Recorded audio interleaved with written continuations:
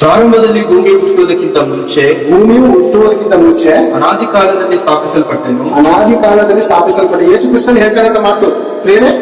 ಯೇಸು ಸ್ವಾಮಿ ಹೇಳುವಂತ ಮಾತು, ಯೇಸು ಸ್ವಾಮಿ ಮಾತಾಡ್ತಿದ್ದಾರೆ ಜ್ಞಾನೋಕ್ತಿಯಲ್ಲಿ, ಅಂದ್ರೆ ಹಳೆ ಒಡಂಬಡಿಕೆ ಕ್ರಿಸ್ತ ಪೂರ್ವದಲ್ಲಿ ಮಾತಾಡ್ತಿರುವಂತ ಮಾತು.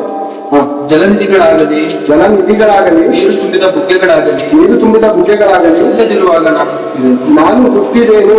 ಯಾರು ಅಂದ್ರೆ ಫಸ್ಟ್ ದೇವರು ಯಾರನ್ನ ಪಡೆದು?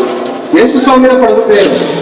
ಆದಿಯಲ್ಲಿ ಜಲ ಸಮೂಹಗಳ ಮೇಲೆ ಆತ್ಮವು ಚಲಿಸುತ್ತದೆ ಅಂದ್ರೆ ಆಮೇಲೆ ಎರಡನೇ ಮಗ ಯಾರು? ಪವಿತ್ರಾತ್ಮನು ಪ್ರೇರೆ ಅಲ್ವಾ, ಪರಿಶುದ್ಧಾತ್ಮನು. ಈಗ ಯೇಸು ಸ್ವಾಮಿನ ಪಡೆದ್ರು ಅಂದ್ರೆ ಯಾವಾಗ ಪಡೆದ್ರು ಅಂದ್ರೆ ಪಡೆದಿದ್ದಾರಂದ್ರೆ ಪಡೆದವರು ಒಬ್ಬರು ಇದ್ದಾರ? ತಂದೆಯಾದ ಪರಮಾತ್ಮನು ಯೆಹೋವನು ತಂದೆಯಾದ ದೇವರು ಯೇಸು ಕ್ರಿಸ್ತನ ಪಡೆದ್ರು ಅಂದ್ರೆ 1400 ಕೋಟಿ ವರ್ಷದ ಹಿಂದೆ ಪಡೆದ್ರು ಪ್ರೇರೆ.